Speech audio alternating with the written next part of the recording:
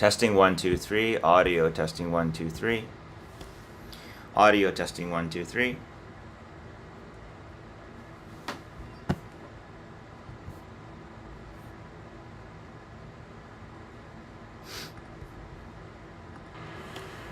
Audio test.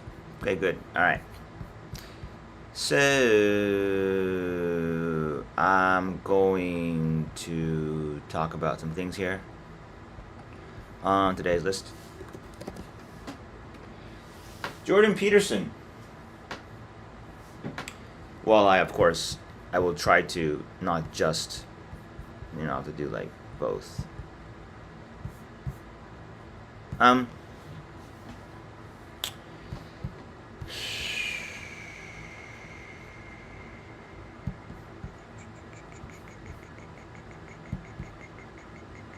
Okay. And so, just camera a little bit off. That's good. Yesterday I was watching Jordan Peterson. People are celebrating his demise. He's a lunatic. And yet I can't see it that way. I'm sorry. When he's revered, when he's reviled, is that a word, reviled? I don't know, either one is just what other people think. If I listen to my own heart and what he has to say, he's not crazy. I mean, some of the stuff about certain things might be quote-unquote crazy. What is crazy anyway?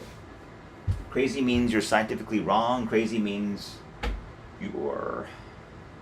What is crazy? What is insane? You're so far off the truth, the accepted truth. You're so far off. It's important because I think one thing that's been a stickler with me is how we use words. I don't like the careless use of words. When you say something, you mean it. And if you don't say what you mean, I hate that the most out of people. Sometimes it's necessary, the white lies, no doubt, but people carry it way too far. You know that feeling, like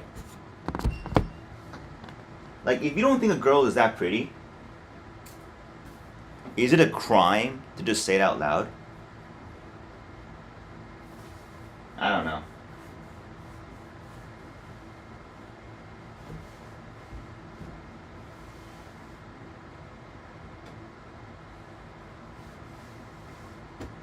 I mean, you wouldn't go out of your way to say it. That's one thing. I think there's three things, right? Either it's not even there, but you say it is. It's there, but you say it's not. And something's there that's grabbing your attention, but you neglect to mention it. Right? Those are the three, how do I put this, types of deceit. Deceit is probably the word, right? Lie is basically, because lie is a bit of a fudgy term, right? If something is there and should be mentioned, but you neglect to do so, that's not really a lie. But in a way, it is kind of a deceit, right?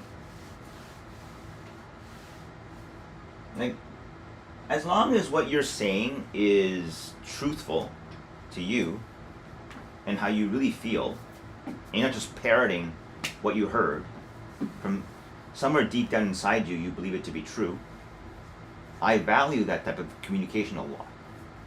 I'll give you an example. People say shit to me that when I hear it, my eyes probably go wide open. They light up. They light up like crazy because it sounds like I'm being fancy, but it resonates with me. As in, I hear it and I'm like, that's interesting. Like there's, as Jazzerus once said, there's neuron activation in the brain. Then there's other stuff that people say that have like that just like bloop, my brain doesn't even turn on like for like 1 second, a fraction of a second. You know when people do things like, you know, Japanese people do this all the time, right? They say like, "Kirei desu yo." Oh, yeah, anata mo kirei desu yo. You're pretty too. You're pretty too. They're like stroking each other's backs. It's like, I don't know what the term is. It's like, it's really just, it's not disgusting. It's just, it's exhausting, right? Because you're all doing it for like, to not be offensive. Score points on a, you know, social skills. But in reality, nothing is being really said here, because what do you guys actually think, right? I mean, it's not just Japanese. I mean, everyone does this, right? But there are things that people say make me think twice, you know? Things that don't seem to be that big of a deal, but they are. One example is like Galen's, I don't know where he got this from, but I think it's true, that we are not designed to live in this globally connected society. We were designed to live in a village.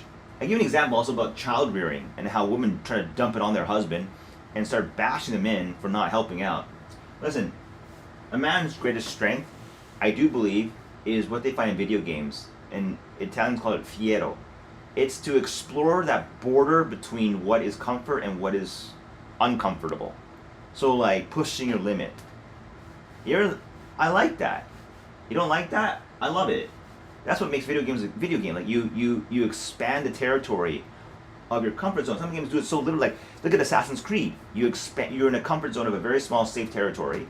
You gradually move out and expand your territory. Like you take over towers, and that concept is a mimic of what goes on in a man's head. I think, to explore territory, to establish territory, to dominate.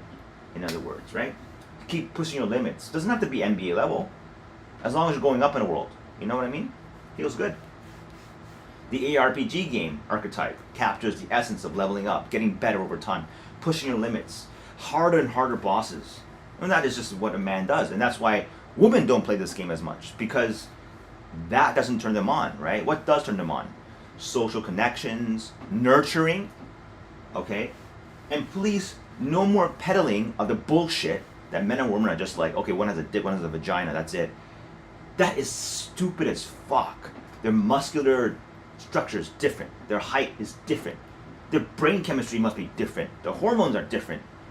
And they should be all like lumped in equal. This is the dumbest shit ever. I don't need Peterson to tell me this. Just think about it.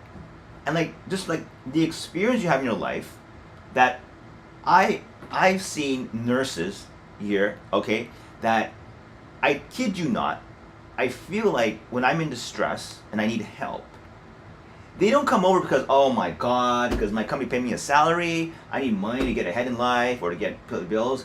No, they actually come over and they want to help you. Like, as in, these women, because of who they are, intrinsically, as a God-given duty they feel, want to take care of men who are in distress.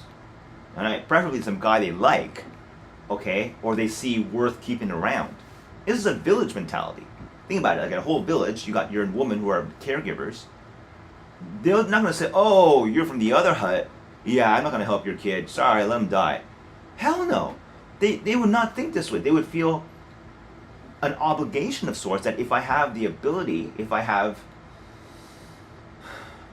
the just the nurturing ability to take care of somebody, I will do it. I will do it because, like as the Hindus call it, it's dharma. It's some kind of God-given obligation. And don't tell me that doesn't exist just because we can't scientifically prove it. I feel it too. You know? Like when I see a woman who needs help, I want to help her. I don't know why. Yeah, maybe it's going to score me points. Maybe I'll have sex with her later. I don't know what the motivation is. It's there. You know what I mean? Like, it's just there. And to explore the unknown, to gather riches from places that are unexplored, for example, is also a very strong instinct that ultimately, because if you can't fulfill in real life, you'll try to get it from video games, right? And in a village society, it does seem like, because of the smallness of it, a lot of things just work better. Like I read once, this will blow your mind, but when women have children, the entire village takes care of them, not just the father and mother. And so, because everyone's fluctuating in different times of life, when women are pregnant and give birth, they're extremely vulnerable. I've seen it. They are like knocked out from the birthing process. They're just knocked out. And because it is indeed their own child that's going to be crying like crazy and like whining like crazy, they have to bear the brunt of the load. But if you've got a whole village at your back, if you got your family, your grandmother at your back, it's not as bad. You can take breaks, right?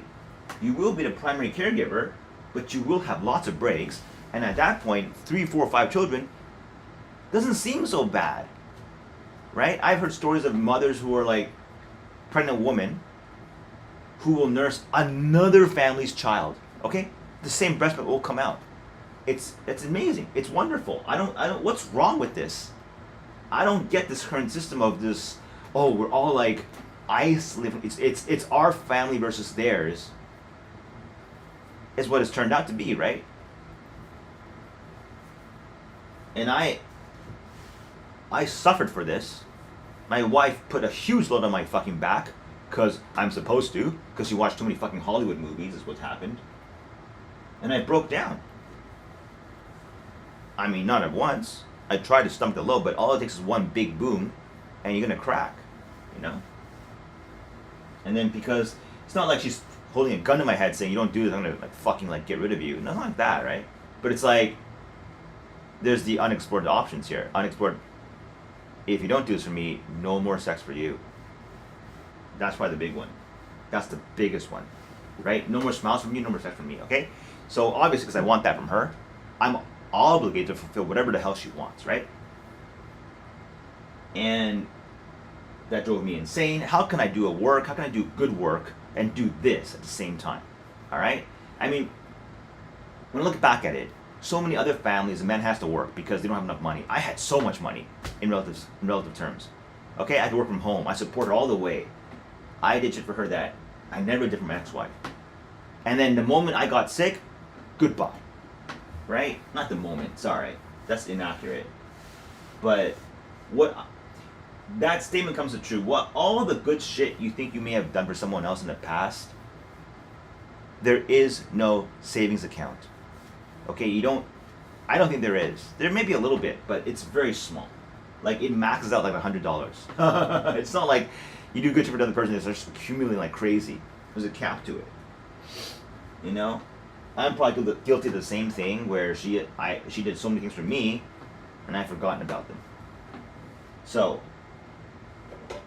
all that conversation, big look. This is so good. This is therapy.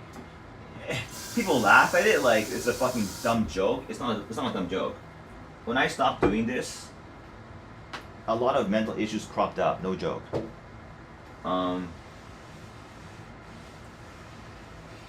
It's actually way better that it looks like anywhere between 1 to 5 people watch these kinds of videos. Simple reason is, I don't know how Grande goes up in public knowing that her video will have like that many views and talks about personal shit. That's insane to me.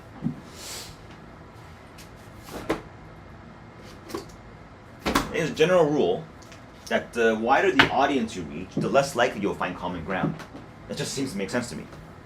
Right? You add one person, it's just, it could be anything, right? You could be lucky to get a perfect match, or just the person just completely gets you every way, or get a complete like bad match where they don't fucking care, or you guys just don't, nothing jives between you two, right? But you keep expanding the group like gets bigger. Now you have a common denominator, right? Things that anyone would appreciate. So you come to the mode like the Banko Kyotsu, the things that everyone appreciates, beauty, success, right? But then you'll lose the unique shit that makes life interesting, honestly, right? So, I fucked up 3 scrambled omelets in a row. I don't know what's going wrong. Ah, yes. I think I know what's going on. I do butter before eggs. Wrong order. Eggs before butter. Today I have to fix this.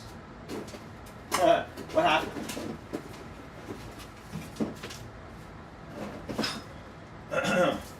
What often happens is, so I put the butter in first. I let it cover the pan, and then my egg mix is not even ready, and then the butter sits there for a long time. I think that's why the eggs come out like they start to stick. Maybe, we'll see.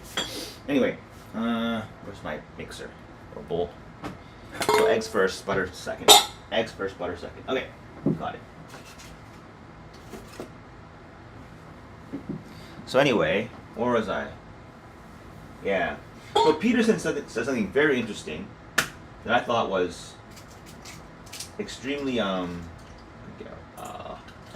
bad. I'm not sitting right. Hold on.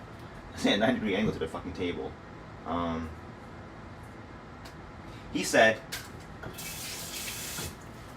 turn the chair as I'm facing right. He said that faith in the truth, or like, just hear this one out. You tell the truth, and you're as truthful as possible, and you accept that whatever outcome that arises from this was the best one to begin with. Say it one more time, right? If you're truthful and say the truth to you, whatever outcome may arise, good or bad by some other people's standards, was actually the best outcome possible. And he says that's he defines that as faith in the truth, basically. That was pretty good, right? Like, he said that you don't have to do it this way. You can lie. You can deceive. Give an example. My wife is very good at deceit. She doesn't look that way. Looks like she has no talent whatsoever. Looks like she went to a middling school, had a middling education. You know, light's not really on inside. But I thought, when I met her, I mean, the thing that struck me most about her was she's gorgeous to me. She's 10 out of 10. You know what's funny? My nurse, one of my nurses, she didn't know it was my wife. I showed her quite possibly what I thought was my wife at her most beautiful moment. It was like this Starbucks in Toronto. Like, when I see that clip, it literally like hurts my heart. Like I would die for this girl. That's what I think, honestly. I'd throw my life away for her. It's crazy to say that, right? It's, for me, it's like a 12 out of 10. I asked her, what do you think? 6 out of 10. 6! And I, like, is it because she knew who she was? I know my nurse doesn't like her very much. Because my nurse is not really that good looking type. Sorry to say. It's just, but she doesn't like just like pretty and nothing else girls, basically. Understandable, you know. I always feel like these kind of women, they had an experience in their life or their childhood or their adolescence probably where something they really wanted. I think a guy was only interested in girls who they knew were just better looking but had no other good qualities, redeeming qualities they could see. And they're like, why, God, why? Like, why the fuck would you put it this way, right? That fucking chick is a dumbass, right? Why the fuck is this the guy, like, why is he so into her? And it's unjust. I can totally see how it's unjust, because if you nurtured, let's say, a certain skill, or display other extremely redeeming qualities like I don't know, like you're very nurturing, or you're very understanding, or you're a good listener, or you have other great qualities as a person, but you are not born with good looks, unfortunately. And you see the other side where they're born good looks and they're absolute bitches, and these bitches get all the guys they want. In fact, guys will sing and dance for them, and you're like, what the fuck, God? what the fuck are you doing to them? Like, what the fuck is this, right? It goes against the school system. The school system's like a meritocracy, right? You study hard, you do the test, no one gives a shit. Like, if you're the ugliest man on earth, you get a high grade. But the world of love is not like that. Or mating. I don't want to say love, more like mating's not like that. Not even close. The people who, quote unquote, don't deserve seem to get everything. And the people who try that very, very hard, or make sacrifices, worst of all, they make sacrifices, they don't even get paid for their sacrifice. You know what I mean? Like, they don't even get paid for it. They just they make the sacrifice and still lose. It's insane, right? So I think my whole life I've kind of underestimated how powerful a good-looking face is, men or women, but mostly women. I think women, for holy, when you see that pretty face with that like brushed hair that's just so healthy looking, it's shiny, some foundation is with the skin, and just this demure look. It doesn't be demure. It can be anything you want. You're a confident woman. You have a confident look, like the demure look, who laughs at all your jokes. Doesn't that like just turn you on? Doesn't that make you want to work harder? It makes me want to work harder. It's powerful. And you know what I thought too? I think trying to devalue a pretty face, though, is just as bad as overvaluing it. Honestly. I mean, I think what you was trying to say is balance it out, but what I mean by this is because, see, all the shit you hear in the world, people's opinions especially, like, okay, statement, Jordan Peterson is a fraud. Jordan Peterson is a grifter. Jordan Peterson is Christ reborn. We can have endless discussions on who's right or wrong. Facts-driven debates all over the place. And you're spinning your head though around in corners. And who the fuck cares? I guess in some point, right? Like, can't you make that decision for yourself? I feel like most people don't do it. They don't. They go on Reddit. They see the opinion with the top votes, and automatically assume that must be the correct one. It's the most popular one. It's not necessarily the correct one, as we all know. Popularity has often been wrong. And actually those who didn't go that way made out big time. I'm thinking stocks here, where they made out big time.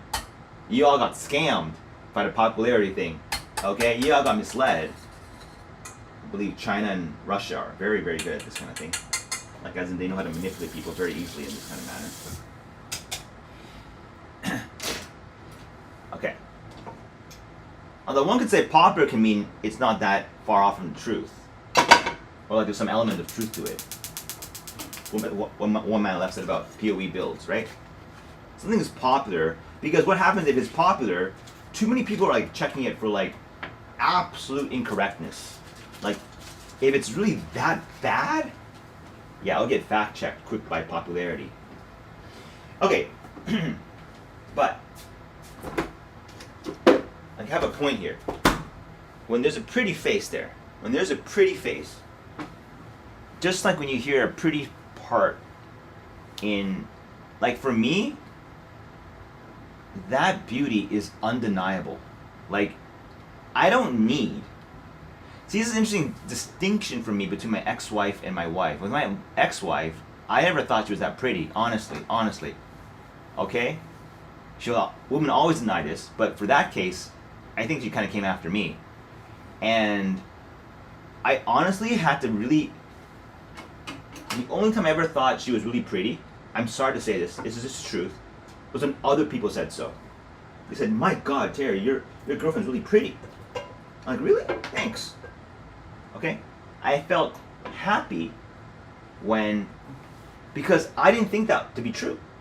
But hey, if you guys all think so, I guess I'll think so too. But you know what?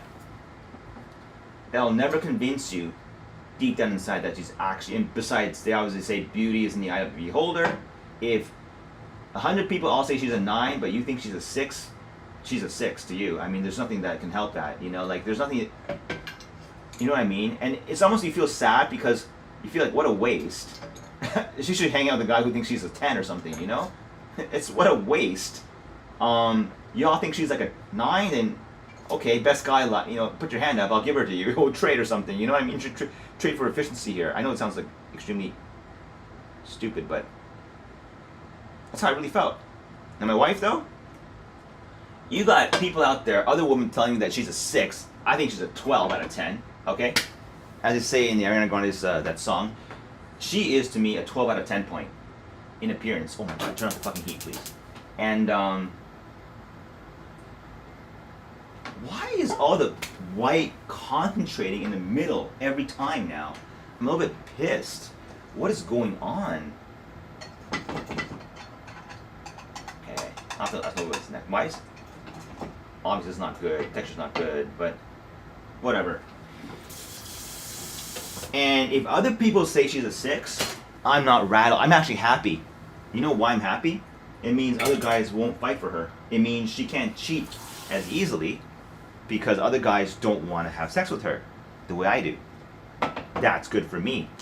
That's why I don't want Jennifer Lopez types who are 9 to if they're a 9 to everybody and I get her, well, competition's still after her too, right?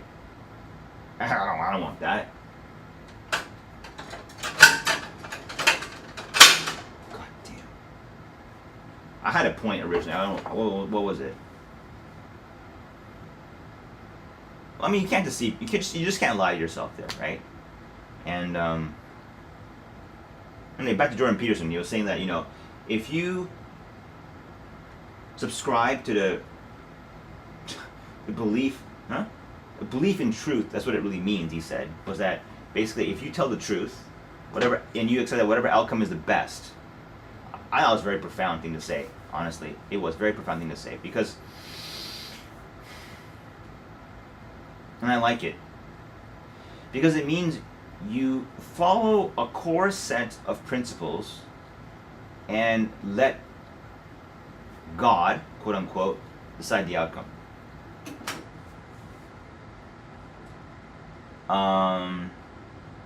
As opposed to, if you're outcome oriented, you'd be like saying, okay, I want this outcome first.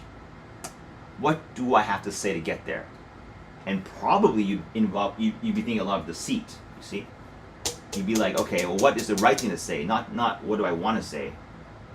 Why is my omelet so... What happened to my pen? Am I not washing correctly? This is not right. I don't know why it's sticking now. It was not sticking before. I'm a little bit upset.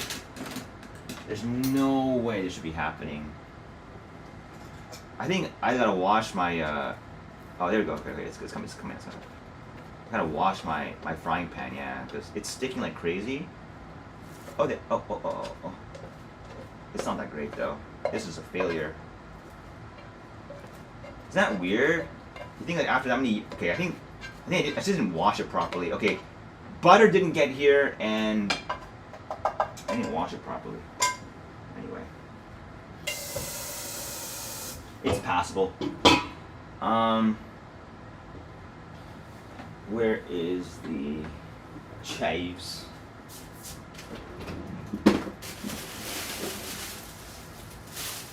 Yeah. Anyway.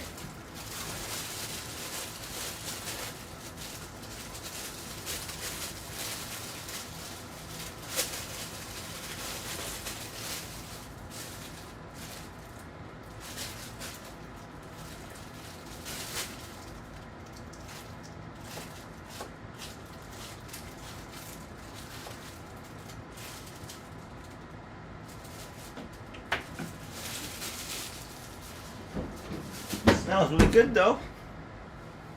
As always. Can't go wrong with butter and eggs, you know.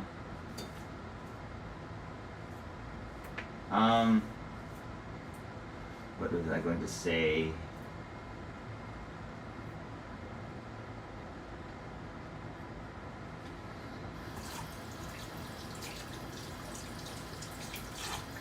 Oh. I think he was mentioning about dressing up. what clothes to wear. And people just don't give a shit, right? And I do think that there is a little bit of an element of some people don't give a shit at all on how they dress, and that's fine. I think that's completely fine. But they're all statements. Like, I think it is correct. It is not good to either worship clothes. That's all it is. Neither is it good to demonize. To just say fuck it, I'm too cool for clothes. Either one is not good, right? Because in the end, they're all making statements. Very good.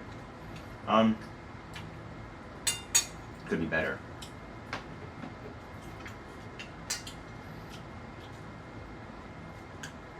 On one hand, it can be the case that if you don't dress up properly, you're like, sorry, I just got too many important shit to do.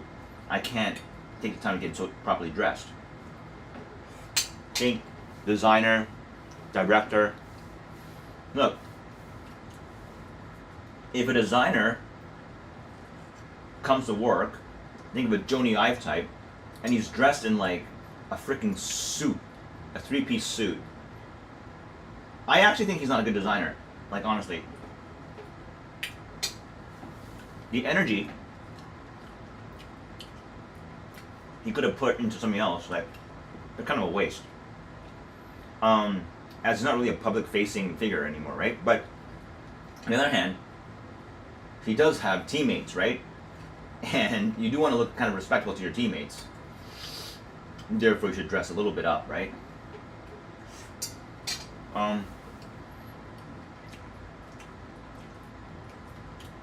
Yep. If you look like an absolute slob, I think the impression is basically that you don't really talk to other people. I mean, like, so it's all. I guess you could say clothing is a form of body language. It's included in the package, right?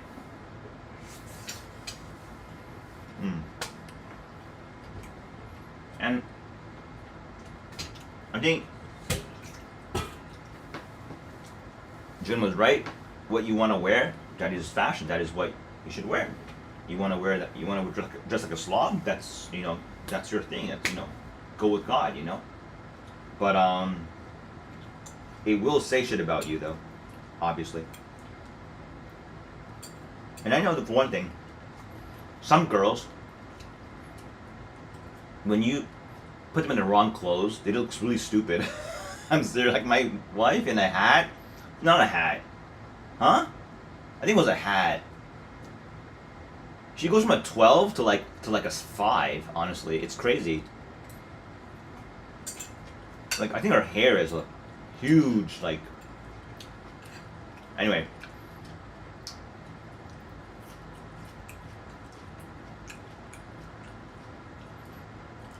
It's important, I think. It's not superficial.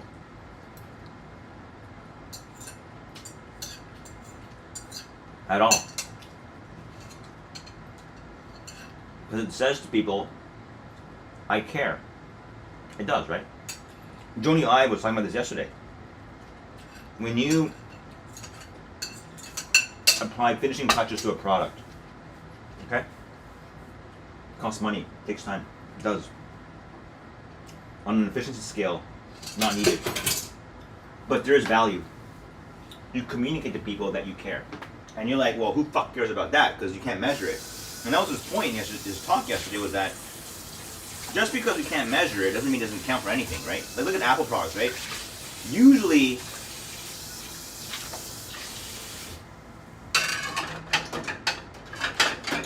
Apple cares about almost everything, I feel sometimes. Like, you know what, I'm still hungry. I have tuna sandwich.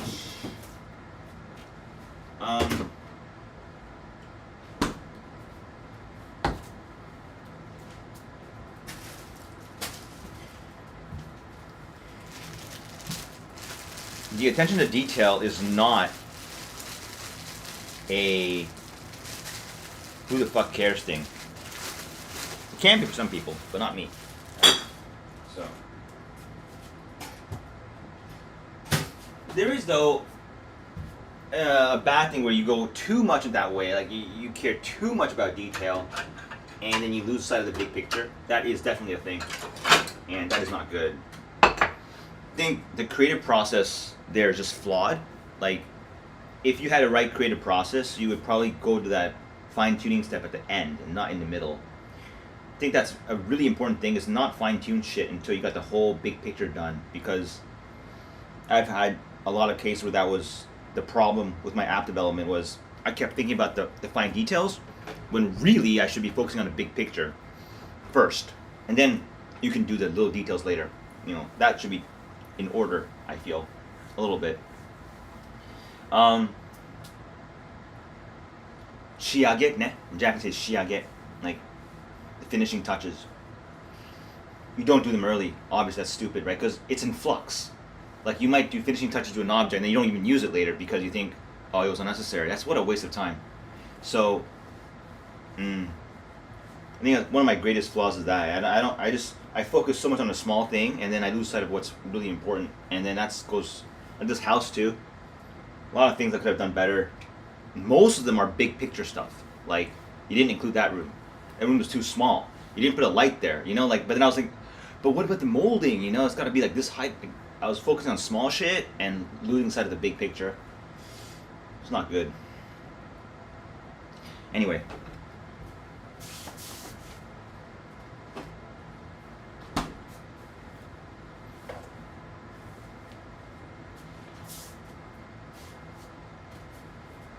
And so, alright. Now, also, another topic I thought was really cool yesterday was from Dr. K, talking about gut. The bacteria that you have in your stomach. The takeaway here was that some of them can actually take away serotonin. That's crazy. Like, I forgot what the name was, but it was like people should I think people like him can't say completely bullshit statements, because his audience is extremely internet savvy. This gets fact checked real fast, and think of it this way: if he's caught to be a complete fraud, like he's peddling like extremely inaccurate information, not only is he going to lose his audience very quickly, obviously, but oh, is that mold? It's moldy bread? 食べない方がいいね、これ. I don't want to eat this, sorry. It's just, I don't want moldy bread. It's okay. This is like, I think it's almost like 1 month old. I don't think I should eat that. I actually have new bread here. Why do I want to torture myself like this? Okay.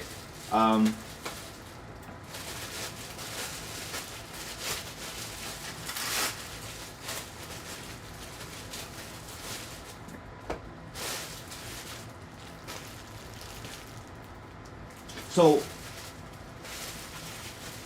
again, what confirms my instinct from a long time ago, that we should eat like the way we used to eat ages ago. The idea here is that it's not that the human body could not possibly ever eat processed foods or whatever, as they are just another type of food. It's that evolution is pretty slow relative to, let's say, the development of technology. So, eventually, our gut will be able to, adjust and properly consume all these extra. Top. I don't want soggy shit's like disgusting. Actually, I forgot to put. Oh man, it's okay. I'll do it later.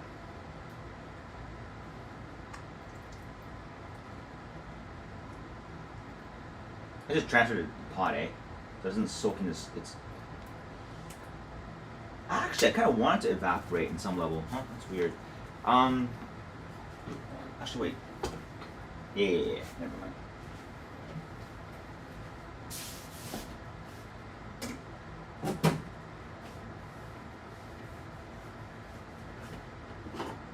I'm running out of mustard. Okay.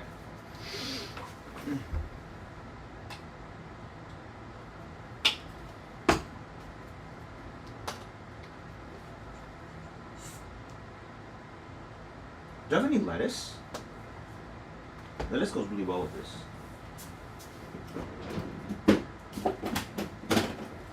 Yeah, I do. I'll let you look. Okay. Yeah.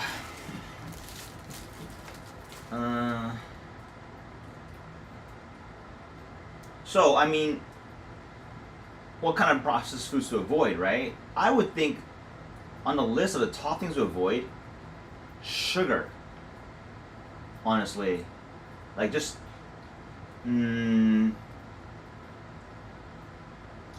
I felt horrible in the last few days and had very high anxiety. And I'm not going to say that's, it could be just a coincidence. But what did happen was I started eating a lot of, well, not a lot, but yeah, a lot of sugar, actually. And energy levels like going crazy, and maybe I'm just reading too much into it, but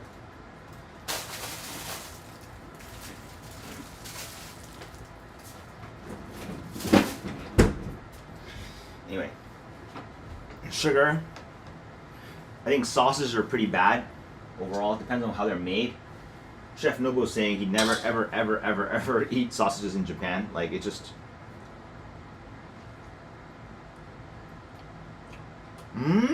What's in that? This is good. I love this sandwich.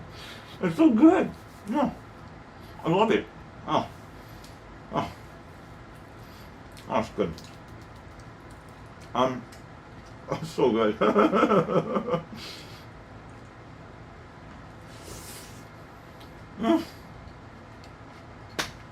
If you add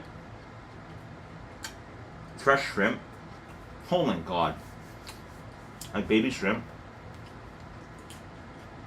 oh my god.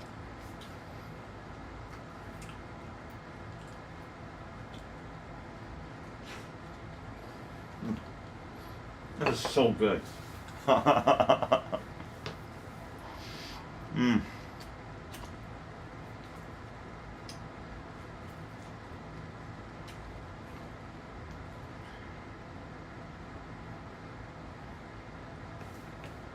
So yeah, I mean, like, the idea that food can affect your anxiety, I wouldn't discount that as complete bullshit.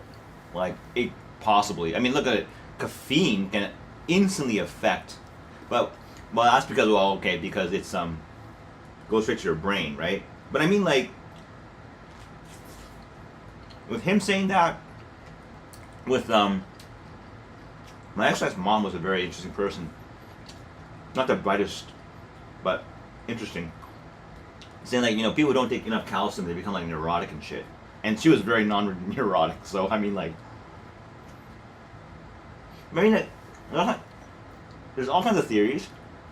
I think overall, just think to yourself that processed foods are extremely advanced. They're like, the more you eat, like, you can't avoid them. I can't avoid them, but the more the natural shit you put in, there's nothing really processed here, right? The tuna, just put into oil, right? I mean, shred it into oil.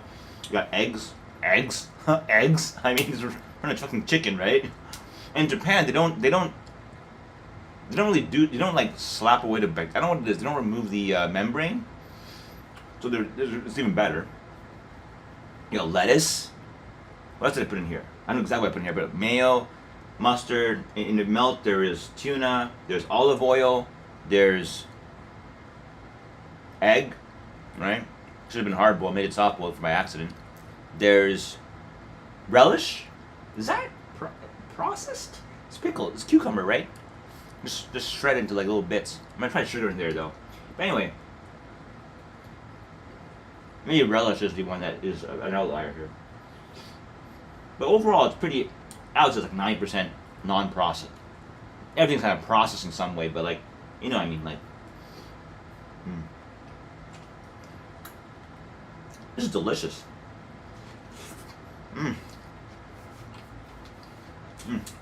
Oh man, this is good. Lettuce is really good for this. The crunchiness is really good. Oh man. Sojo coca. Alright? Oh man.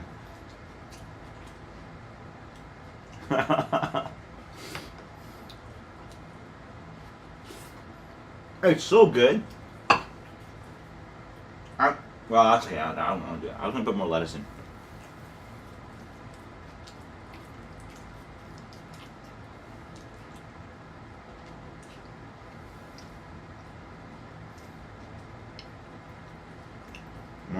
Let's see.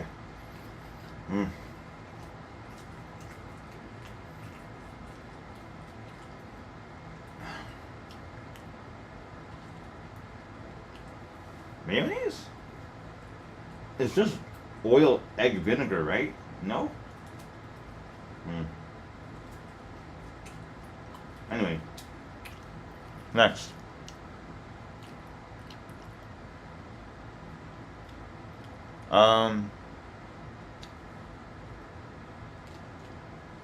Utada Hikaru. Yeah. What else? I like her a lot. I've had like a 20-year-old like 2 decades spanning, if not more. No, almost more than that. I've always admired her music. And her worst picture is actually the very first one. What the fuck was it called? First Love? I don't like that album art. It's not her, I feel. I think Ultra Blue is my favorite album from her. And I like the album art too. Deep River is my all-time favorite song from her, even though it's not really a hit song. I think Deep River is underrated. Is that even a thing in music? Because it's not popular. But Deep River is so good. I mean, played on piano, it's a wonderful song. And the chorus is just like chills, you know, when she goes, I can't sing. Like she has that harmony thing in the chorus it's so good. And her lyrics are not that bad. One thing I don't like about my ex-wife's younger sister, Yuri, I don't know, she's just really like, she's like, you know, Utada Hikaru, when she sings live, she can't sing properly, so she has to use like, I don't know, like lip sync, whatever. Who the fuck cares? You know, like, my god, are you ever like, I'm so cool because I'm not with the popular people, like, oh, that's a bit irritating. And the music, she likes to kiss you down on some like weird ass shit. I'm like, dude, I've never seen a strong case of we're so like outside the loop, we're so cool. Like it's like Lord. People like Lord. That is going too far. Bragging about how you're not interested in Maybachs and diamond rings and shit, like cool. It's just as bad though. You're trying to derive value from either being in or out of something. That's it. Essentially, that's all it is. Just no one really cares either way, I think. You know? Like, anyway, missing the point here.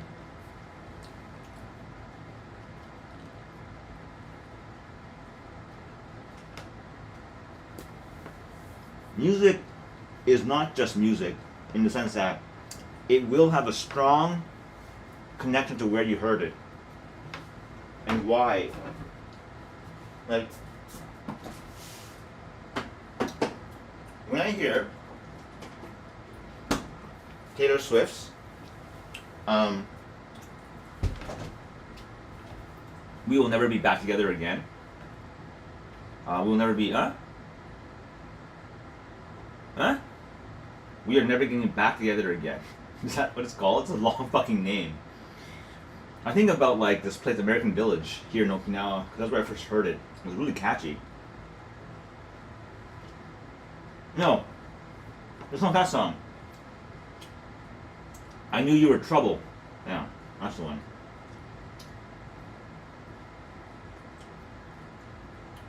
Yeah.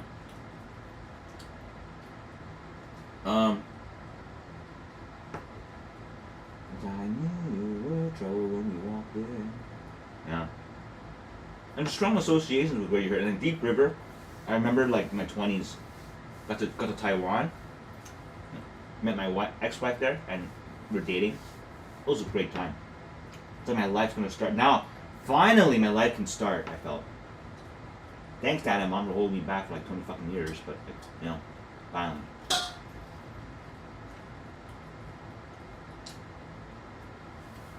My parents, extremely outcome driven, I feel. And I had to fight nail, tooth, and claw to get out of Toronto in every way, shape, or form.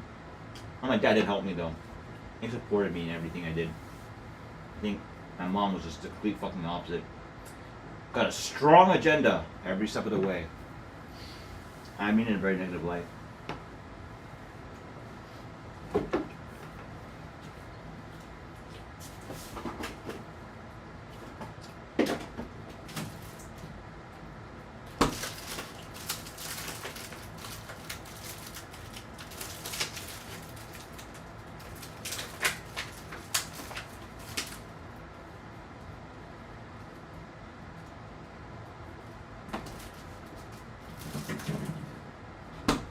Well, there's one line from Jordan Peterson's thing that I think my dad didn't do really well was, don't let your children do things they can do themselves. I think that's pretty accurate. Because, well, anyway, this is a Japanese Momo peach. I don't know if it's a different species, but it's like, it is really good. It's damaged. Why is it? Can you peel it with a peeler? Wait, can you? Wait. No, you can't. It's too thick. Fuck it. Oh, actually you can. Wait, hold on. Yeah, you know you can. Some bad bits. What happened to these? Why are they damaged like this? It's so shitty.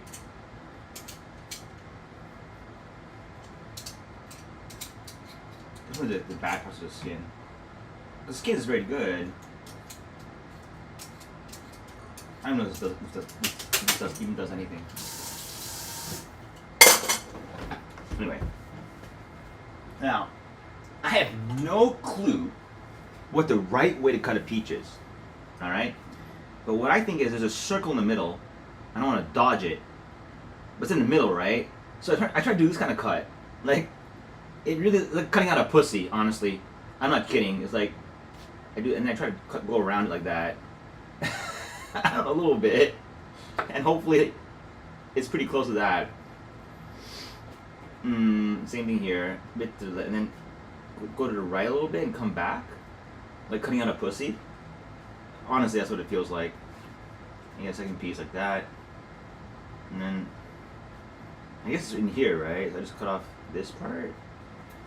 Yeah, I don't know. This part I just don't care anymore. I guess just cut it like this. No clue.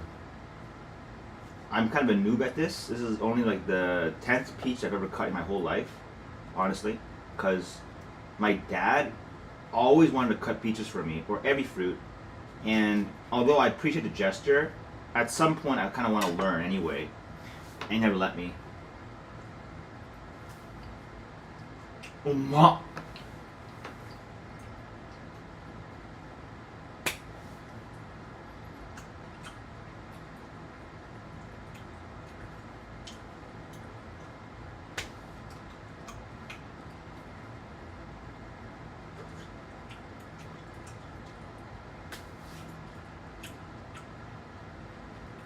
This is neuron activation. This is so good. I don't want this little piece of skin though.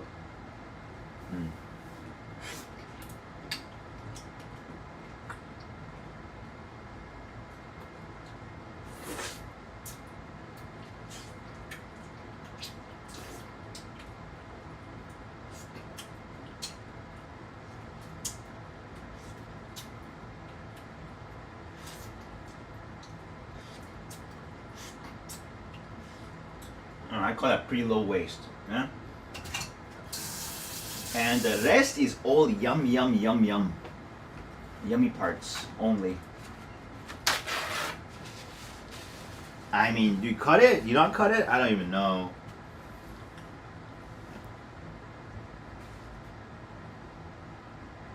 Half? Half? Why not? Half again? No.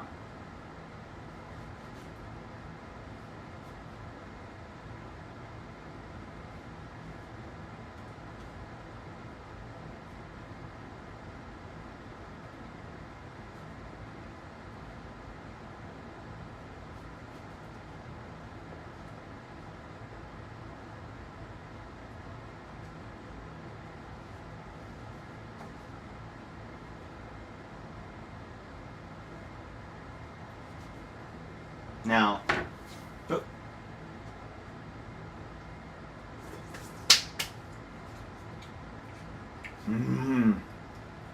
shouldn't do that. Soaks up the fucking taste from it.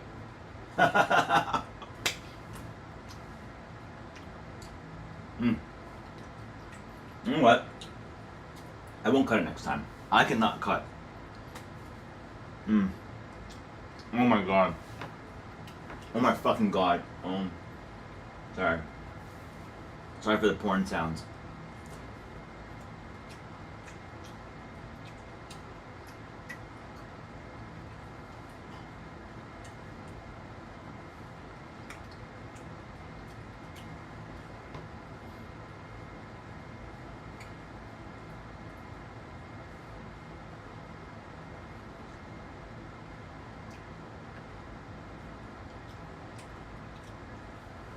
Oh my god.